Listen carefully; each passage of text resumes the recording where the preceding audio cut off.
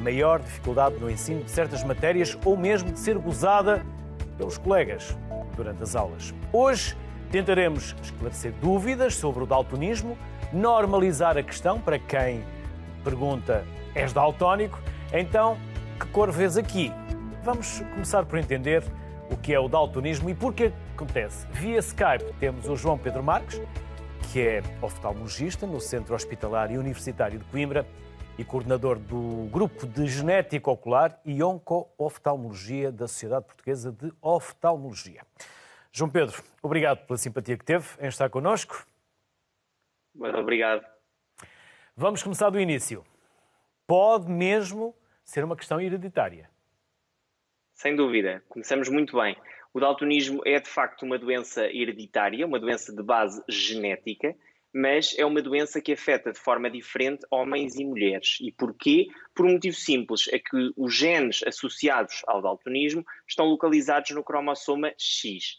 O cromossoma X é um dos cromossomas sexuais que os humanos têm e que nos homens, o que define um homem é ter um cromossoma X e um cromossoma Y. Portanto, só tem um cromossoma X, enquanto que uma mulher tem 2 cromossomas X. Portanto, este é o motivo. E um pode compensar o outro, não é?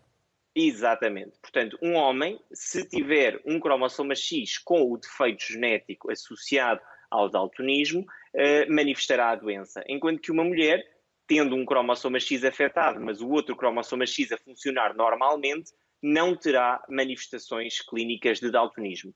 Atenção que as mulheres também podem ser daltónicas, embora seja muito mais raro, mas se os cromossomas X daquela mulher em particular tiverem a alteração genética, a mulher poderá então ser daltónica.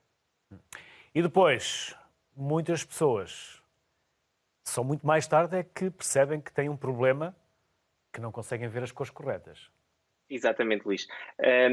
Só para clarificar aqui alguns conceitos, se calhar, o daltonismo não é só uma doença. O daltonismo corresponde a um espectro de alterações na percepção da cor.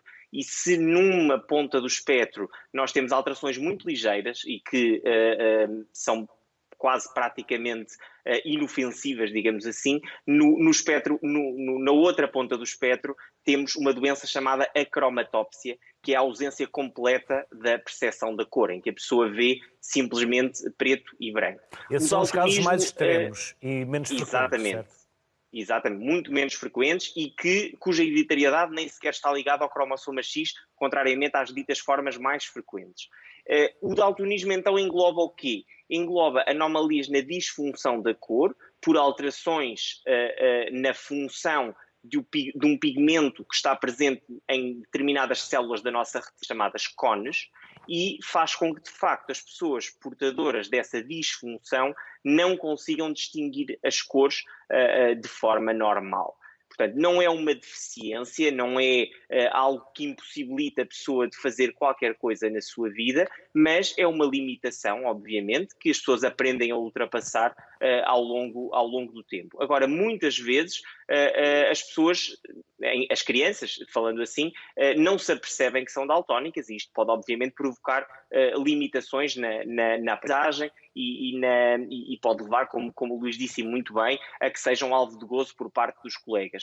Agora, é fundamental banalizar a questão, porque de facto é uma alteração extremamente prevalente, estima-se que 8% dos homens sejam daltónicos e, portanto, é importante que e as mulheres, isto seja meio%, mais ou menos? As mulheres é 0,5%, exatamente. É muito mais raro nas mulheres, é muito mais raro. Eu aproveitaria só para dizer que o termo, se calhar, mais correto será discromatópsia, portanto, uma alteração, uma disfunção na forma como vemos a cor.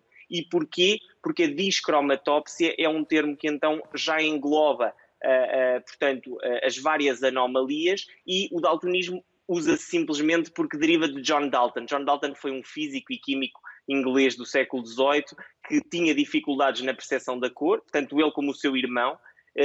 Foi dos primeiros a levantar a questão da hereditariedade e da questão genética associada ao daltonismo, mas ficou com esse nome simplesmente porque o senhor se chamava John Dalton.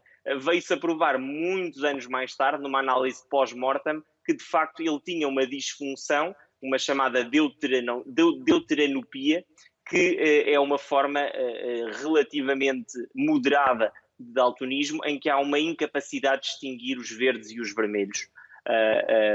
E basicamente o nome de daltonismo vem daí. Mas o termo mais correto será uma discromatópsia congénita porque está presente ao nascimento. João Pedro, e os primeiros a detectarem ou a poderem detectar essa anomalia são os pais. De que forma é que eles poderão fazer essa detecção e depois levá-lo a um médico para que ele faça, obviamente, o diagnóstico? Portanto, os pais, quando começam a partilhar as cores com as crianças, a dizer de que cor é esta fruta, uma banana é amarela, uma laranja é cor de laranja, a maçã é vermelha, é verde, etc. Portanto, os pais começam-se a perceber, ou mesmo na escolha das roupas, na identificação de brinquedos, começam-se a perceber que a criança baralha determinados tons. Portanto, não é que ela não consiga, mas a criança baralha e há ali determinadas cores que a criança não consegue de facto ver com nitidez. E quando isso acontece, e se houver história familiar, o diagnóstico torna-se relativamente simples. Muitas vezes não há. Quando não há, ou se desconhece que ela exista, então, se os pais verificarem estas alterações, ou se na escola os professores, ou no jardim de infância, os educadores alertarem para esta questão, um oftalmologista poderá, através de um teste muito simples, um teste de visão cromática, avaliar se de facto a criança tem ou não uma capacidade de perceber a cor de forma normal. João Pedro, são umas fotografias pigmentadas com os números, não é? Por exemplo, Exatamente. estamos a ver este agora alguns. É isto mesmo. Este é o teste de Ishihara. E quem estiver em casa e não conseguir ler os números... Exatamente. É porque tem uma algum forma de... Algum problema poderá existir, sim. Alguém que consiga ver as cores na sua totalidade e os vários tons, e atenção que o olho humano consegue distinguir cerca de 10 milhões de tons diferentes. Portanto, quem não tem nenhum problema vai conseguir identificar números nestas imagens feitas por conjuntos de pontos coloridos. Quem tiver uma alteração, portanto, ao nível das ditas células da retina, dos cones, e alterações ao nível do pigmento desses cones, poderá então ter dificuldades em distinguir os números ou não ver mesmo número nenhum. João Pedro Marques, obrigado pela simpatia que teve em estar connosco e pelo contributo que nos deixou. Felicidades e até uma próxima. Saúde! Muito obrigado. Até uma próxima. A Federação